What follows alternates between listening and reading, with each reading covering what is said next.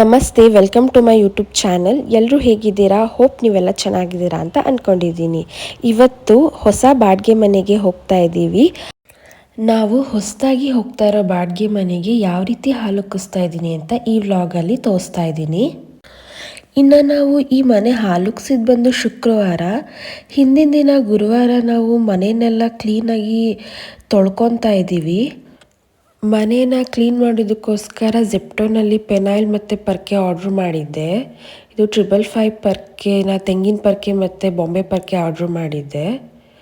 ಸ್ವಲ್ಪ ಡಸ್ಟ್ ಇತ್ತು, ಪೇಂಟೆಲ್ಲ ಮಾಡಿಸಿದ್ರಲ್ವ ಓನರು, ಅದಕ್ಕೆ ಗುರುವಾರನೇ ಬಂದು ಕ್ಲೀನ್ ಮಾಡ್ಕೊತಾ ಇದ್ದೀನಿ. ಹೊಸ ಬಾಡಿಗೆ ಮನೆಗೆ ಹಾಲುಕ್ಸೋಕ್ಕಿಂತ ಮುಂಚೆ ಸಾರಿಸಿ ಗುಡಿಸಿ ಒರೆಸಿ ಗಂಜಲ ಹಾಕಿ ಎಲ್ಲ ಕ್ಲೀನ್ ಮಾಡ್ಕೊಳ್ಳೋಣ ಅಂತ. ಕ್ಲೀನ್ ಮಾಡಾದಮೇಲೆ ನಾನು ನನ್ನ ಹಸ್ಬೆಂಡ್ ಹೋಗಿ ಹೊಸದಾಗಿ ಹಾಲುಕ್ಸೋದಕ್ಕೆ ಏನೇನೆಲ್ಲ ಪೂಜಾ ವಸ್ತುಗಳು ಬೇಕೋ ಅದೆಲ್ಲ ತೊಗೊಂಡು ಬಂದ್ವಿ. ಹೂವು, ಹಾಲು, ಹಣ್ಣು, ಹೊಸದಾಗಿ ಒಂದು ಪಾತ್ರೆ, ಇದನ್ನೆಲ್ಲ ತೊಗೊಂಡು ಬಂದ್ವಿ. ಇನ್ನು ನಾವು ಶುಕ್ರವಾರ ಬೆಳಗ್ಗೆ 6:30ಇಂದ 7 ಗಂಟೆ ಒಳಗೆ ಹಾಲುಕ್ಸ್ಕೋಬೇಕಾಗಿತ್ತು. ಶುಕ್ರವಾರ ಬೆಳಗ್ಗೆ 4 ಗಂಟೆಗೆ ಎದ್ದು ಕಾಯಿನ ಅಲಂಕಾರ ಮಾಡ್ಕೊತಾ ಇದ್ದೀನಿ ಕಲಶಕ್ಕೆ, ಮತ್ತು ಮಾವಿನ ತೋರಣನ ರೆಡಿ ಮಾಡ್ಕೊತಾ ಇದ್ದೀನಿ ಬಾಗಿಲಿಗೆ ಕಟ್ಟೋದಕ್ಕೆ. ಕಲಶದ ಕಾಯಿಗೆ ಅಲಂಕಾರ ಮಾಡೋದಕ್ಕೆ, ಕಲಶದ ಕಾಯಿಗೆ ಬೊಟ್ಟನ್ನು ಇಡೋದಕ್ಕೆ ನಾನು ಒಂದು ಪೇಪರ್ನ ತೊಗೊಂಡು ಅದರಲ್ಲಿ ಸ್ಕೆಚ್ ಪೆನ್ನಲ್ಲಿ ಈ ರೀತಿ ಹಣೆ ಬೊಟ್ಟನ್ನು ಬರ್ಕೊತಾ ಇದ್ದೀನಿ. ಈ ರೀತಿ ಮಾಡೋದ್ರಿಂದ ತುಂಬ ಚೆನ್ನಾಗಿ ಬರುತ್ತೆ ಕಲಶದ ಕಾಯಿ ಅಲಂಕಾರ. ಕಲಶಕ್ಕೆ ಒಂದು ಹೊಸ ಕಾಯಿನ ತೊಗೊಂಡು ಬಂದಿದ್ದೀನಿ. ಕಲಶದ ಕಾಯಿನ ಹೇಗೆ ಆಯ್ಕೆ ಮಾಡ್ಕೋಬೇಕು ಅಂತ ಅಂದರೆ, ತೆಂಗಿನಕಾಯಿ ದಪ್ಪವಾಗಿರಬೇಕು ಮತ್ತು ಜುಟ್ಟು ಉದ್ದ ಇರಬೇಕು, ಕಾಯಿಯ ಕಣ್ಣು ಕಾಣಿಸ್ಬಾರ್ದು. ನೀವು ನೋಡ್ತಾ ಇರಬಹುದು ಎಷ್ಟು ಚೆನ್ನಾಗಿರೋ ತೆಂಗಿನಕಾಯಿನ ತೊಗೊಂಡಿದ್ದೀನಿ ಕಲಶಕ್ಕೆ ಅಂತ. ಇದೇ ರೀತಿ ಕಾಯಿನ ತೊಗೊಬೇಕು ಕಲಶಕ್ಕೆ. ಮತ್ತು ಸ್ವಲ್ಪ ಮೊಸರು ಮತ್ತು ಅರಿಶಿನ ಹಾಕಿ ಕಲಸಿ ಪೇಸ್ಟ್ ರೀತಿ ಮಾಡ್ಕೊಂಡಿದ್ದೆ, ಅದನ್ನು ತೆಂಗಿನಕಾಯಿಗೆ ಹಚ್ತಾ ಇದ್ದೀನಿ.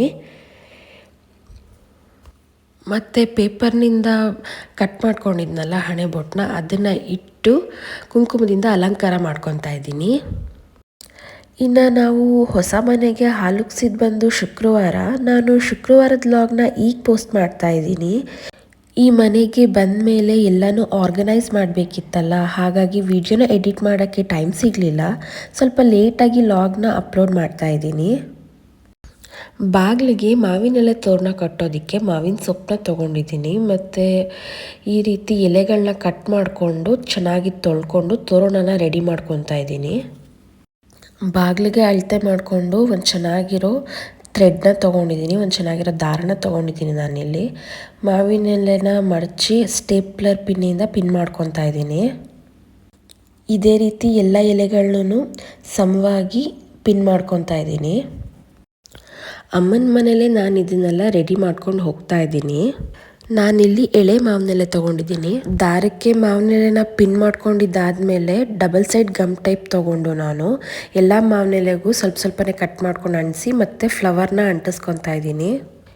ಈ ರೀತಿ ಗಮ್ ಟೈಪ್ನ ಯೂಸ್ ಮಾಡಿ ಹೂನ ಅಂಟಿಸೋದ್ರಿಂದ ಒಂಥರ ಡಿಫ್ರೆಂಟಾಗಿ ಡೆಕೋರೇಟಿವ್ ಆಗಿ ಚೆನ್ನಾಗಿ ಕಾಣುತ್ತೆ ತೋರಣ. ಅದಕ್ಕೆ ನಾನು ಹೀಗೆ ಮಾಡ್ತಾ ಇದ್ದೀನಿ.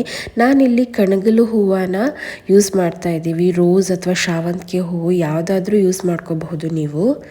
ಈ ರೀತಿ ಮಾಡೋದ್ರಿಂದ ತೋರಣ ತುಂಬ ಅಟ್ರಾಕ್ಟಿವ್ ಆಗಿ ಚೆನ್ನಾಗಿ ಕಾಣುತ್ತೆ. ಅದರಿಂದ ಸ್ವಲ್ಪ ಈ ರೀತಿ ಮಾಡ್ಕೊತಾ ಇದ್ದೀನಿ. ಹಾಲುಕ್ಸೋದಕ್ಕಿಂತ ಮುಂಚೆನೇ ನಾನು ಇದನ್ನೆಲ್ಲ ರೆಡಿ ಮಾಡಿಕೊಂಡೆ. ಹಾಲುಕ್ಸೋದಕ್ಕಿಂತ ಮುಂಚೆ ಮನೆ ಒಳಗಡೆ ಹೋಗಬೇಕಲ್ಲ, ಮೊದಲು ನಾನು ಕಲಶನ ತೊಗೊಂಡು ಹೋಗ್ತಾ ಇದ್ದೀನಿ. ಮತ್ತು ನಮ್ಮ ಮನೆಯವರು ಮನೆ ದೇವರ ಫೋಟೋನ ತೊಗೊಂಬರ್ತಾ ಇದ್ದಾರೆ. ಲಕ್ಷ್ಮೀ ವೆಂಕಟೇಶ್ವರ ಸ್ವಾಮಿ ಸಮೇತ ಅಷ್ಟಲಕ್ಷ್ಮಿ ಇರೋಂತಹ ಫೋಟೋನ ನಾವಿಲ್ಲಿ ತೊಗೊಂಡು ಬರ್ತಾ ಇದ್ದೀವಿ.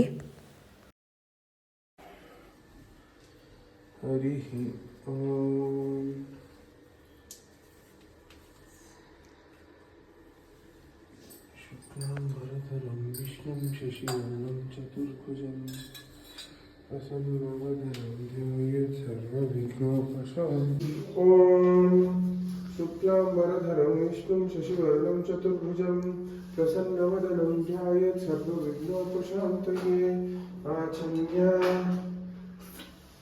ईश्वर स्वाहा स्वाहा भगवते विष्णु हरे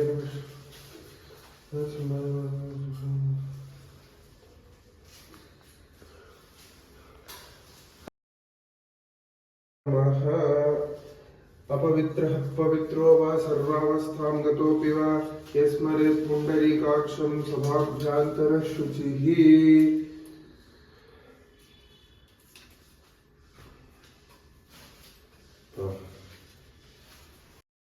यस्मरेत् पुण्डरीकाक्षं सभाभ्यान्तरशुचिः हरिः ॐ गणपतिं नमामहे कविं कवीनामुपमश्रवस्तराजं ब्रह्मणां ब्रह्मणस्पत आनश्वन्वन्नोतिभिः सीदसादनं श्रीमहागणाधिपतये नमः ॐ गणानान्त्वा गणपतिं हवामहे कविं कवीनामुपमश्रवस्तमम् ज्येष्ठराजं ब्रह्मणां ब्रह्मणस्पत आनश्वन्वन्नोतिभिः साधनं श्रीमहागणाधिपतये नमः ನನ್ನ ಹಸ್ಬೆಂಡ್ ಇಲ್ಲಿ ಬಾಳೆ ಎಲೆನ ಹಾಸಿ ದೇವ್ರ ಫೋಟೋ ಇಟ್ಟು ಕಲಶ ಇಡೋದಕ್ಕೆ ಅಕ್ಕಿನ ಹಾಕ್ತಾ ಇದ್ದಾರೆ. ಹಾಲುಗ್ಸೋದಕ್ಕಿಂತ ಮುಂಚೆ ಮನೆ ದೇವರ ಪೂಜೆನ ಮಾಡ್ಕೊಬೇಕು.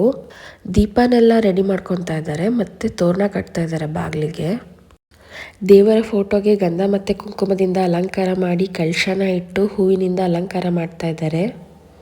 ಸಿಂಪಲ್ಲಾಗಿ ನಾವು ಹಾಲುಗ್ಸೋ ಪೂಜೆನ ಮಾಡ್ಕೊತಾ ಇದ್ದೀವಿ.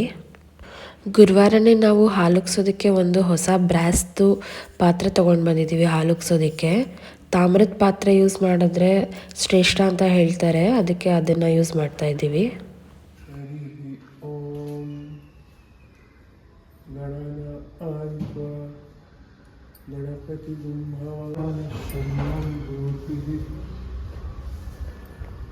ನಾನು ಹೊಸ್ಲನ್ನ ನೆನ್ನೆನೆ ತೊಳ್ಕೊಂಡಿದ್ದೆ. ಇನ್ನೊಂದ್ಸಲಿ ಕ್ಲೀನಾಗಿ ಒರೆಸ್ಕೊಂಡು ರಂಗೋಲಿ ಬಿಟ್ಟು ಹೂವಿನಿಂದ ಅಲಂಕಾರ ಮಾಡ್ತಾಯಿದ್ದೀನಿ.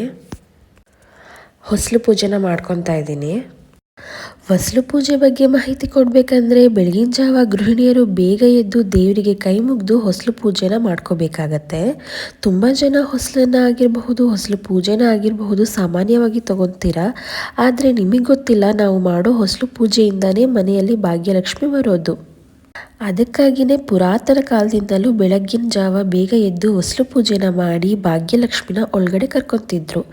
ಯಾವುದೇ ಕಾರಣಕ್ಕೂ ಹೊಸ್ಲನ್ನ ತುಳಿಯೋಕ್ಕೆ ಹೋಗಬೇಡಿ. ಮತ್ತು ಯಾವುದೇ ವಸ್ತು ಕೊಡೋದು ತಗೊಳ್ಳೋದು ಮಾಡುವಾಗ ಕೆಲವೊಬ್ಬರು ಒಳಗಡೆ ನಿಂತಿರ್ತಾರೆ, ಕೆಲವೊಬ್ಬರು ಹೊರಗಡೆ ನಿಂತಿರ್ತಾರೆ. ಆ ಥರ ಮಾಡಿ ಯಾವುದೇ ವಸ್ತುಗಳನ್ನ ಇಸ್ಕೋಬೇಡಿ. ಅಥವಾ ನೀವೇ ಹೊರಗಡೆ ಹೋಗಿ ಅಥವಾ ಅವ್ರನ್ನೇ ಒಳಗಡೆ ಕರೆದು ಏನಾದರೂ ವಸ್ತು ತಗೊಳ್ಳಿ.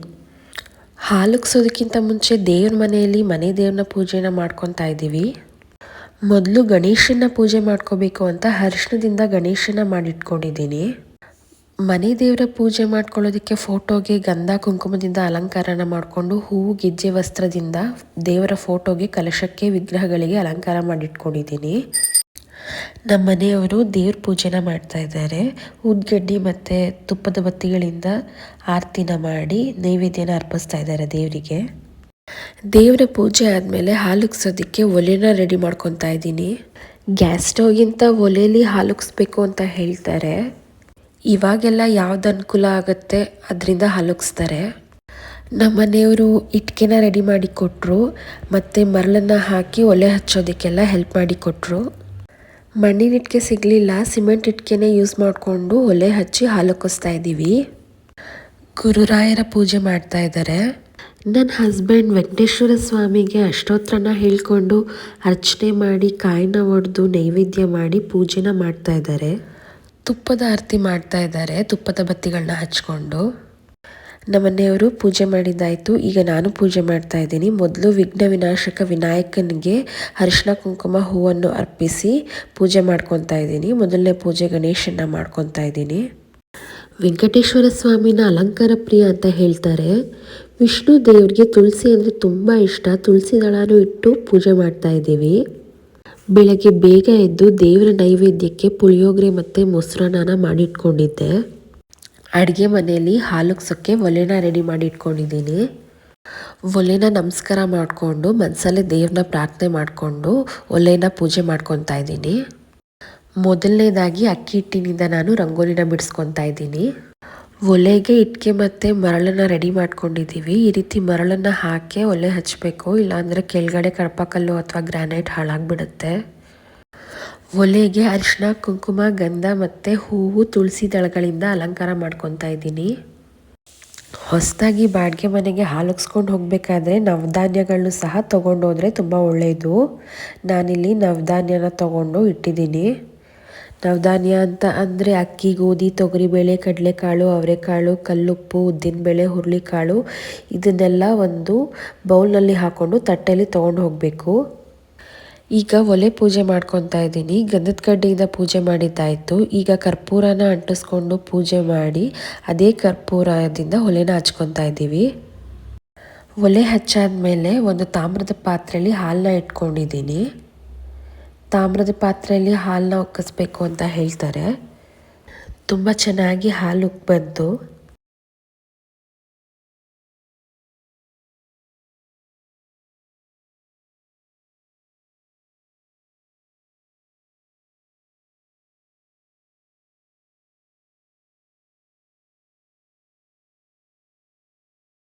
ಹಾಲಕ್ಕೆ ಸಾದ ನಂತರ ಈಗ ಕೊನೆಯದಾಗಿ ಹೊಸ್ಲಾಚೆ ಕುಂಬಳಕಾಯಿಂದ ಮನೆಗೆ ಆರತಿ ಮಾಡಿ ಇಳಿ ತೆಗೆದು ಕುಂಬಳಕಾಯಿ ಹೊಡಿತಾ ಇದ್ದಾರೆ.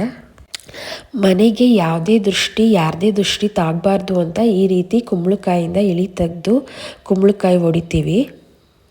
ಕುಂಬಳಕಾಯಿನ ಹೊಡೆದಾದ್ಮೇಲೆ ಕುಂಬಳಕಾಯಿ ಹೊಡೆದಿರೋವಂತಹದನ್ನ ಹೊಸ್ಲಿನ ಆ ಕಡೆ ಈ ಕಡೆ ಇಟ್ಕೋಬೇಕು ಮತ್ತು ಅರಿಶಿನ ಕುಂಕುಮದಿಂದ ಅಲಂಕಾರ ಮಾಡಬೇಕು. ಮತ್ತು ಮನೆ ದೇವ್ರನ್ನ ಪ್ರಾರ್ಥನೆ ಮಾಡಿಕೊಂಡು ಮನೆ ಒಳಗಡೆ ಬರಬೇಕು. ನೋಡಿದ್ರಲ್ವಾ ಫ್ರೆಂಡ್ಸ್, ನಾವು ಹೊಸದಾಗಿ ಬಾಡಿಗೆ ಮನೆ ಪ್ರವೇಶ ಮಾಡಬೇಕಾದ್ರೆ ಯಾವ ರೀತಿ ನವಧಾನ್ಯಗಳನ್ನ ತಂದು ಒಲೆಯಲ್ಲಿ ಹಾಲು ಉಗ್ಸಿ ಮನೆ ದೇವರ ಪ್ರಾರ್ಥನೆ ಮಾಡಿ ಕುಂಬಳಕಾಯಿ ಹೊಡೆದು ಪೂಜೆ ಮಾಡಿದ್ವಿ ಅಂತ. ಇವತ್ತಿನ ಬಾಡಿಗೆ ಮನೆಯ ಹಾಲು ಉಗ್ಸಿದ ಲಾಗ್ ನಿಮ್ಗೆ ಇಷ್ಟ ಆಗಿದ್ದಲ್ಲಿ ಮತ್ತು ಈ ವಿಡಿಯೋ ನಿಮಗೆ ಯೂಸ್ಫುಲ್ ಅಂತ ಅನಿಸಿದ್ರೆ ವಿಡಿಯೋನ ಲೈಕ್ ಮಾಡಿ ಫ್ಯಾಮಿಲಿ ಫ್ರೆಂಡ್ಸ್ ಜೊತೆ ಶೇರ್ ಮಾಡಿ. ನೀವಿನ್ನೂ ನಮ್ಮ ಚಾನಲ್ನ ಸಬ್ಸ್ಕ್ರೈಬ್ ಆಗದೆ ನೋಡ್ತಾ ಇದ್ದೀರಾ ಅಥವಾ ಹೊಸದಾಗಿ ಯಾರಾದರೂ ನೋಡ್ತಾ ಇದ್ದೀರಾ ಅಂದರೆ ನನ್ನ ಯೂಟ್ಯೂಬ್ ಚಾನಲ್ ಸುಷ್ಮಾ ಶ್ರೀನಿವಾಸ್ಗೆ ಸಬ್ಸ್ಕ್ರೈಬ್ ಮಾಡಿಕೊಂಡು ವಿಡಿಯೋ ನೋಡಿ. ಆ್ಯಂಡ್ ಈಗಾಗಲೇ ಯಾರೆಲ್ಲ ಸಬ್ಸ್ಕ್ರೈಬ್ ಮಾಡಿದ್ದೀರಾ ಅವರೆಲ್ಲರಿಗೂ ಥ್ಯಾಂಕ್ ಯು ಸೋ ಮಚ್ ಅಂತ ಹೇಳ್ತಾ ವಿಡಿಯೋನ ಎಂಡ್ ಮಾಡ್ತಾ ಇದ್ದೀನಿ. Thank you for watching.